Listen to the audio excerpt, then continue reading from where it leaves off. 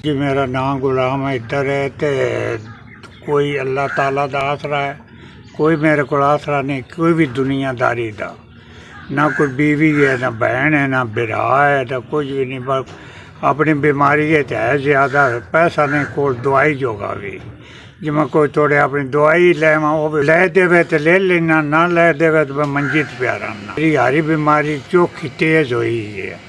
80 साल नवे मेरी उम्र हो चुकी है ते कोई मेरे को आसरा नहीं। पट्ठियां दा दर्द है जड़ा वो जानते ही नहीं।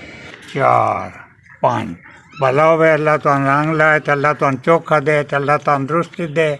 मेरा ना कोई करने वाला ना कतरने वाला, थोड़ा बड़ा भला होवे जिन्हें ये 5000 रुपया गलिया है। मेरे कोई रोज़ियां दे डांगर ललगासी लग जा समझे आंदे माड़े बंदे हैं।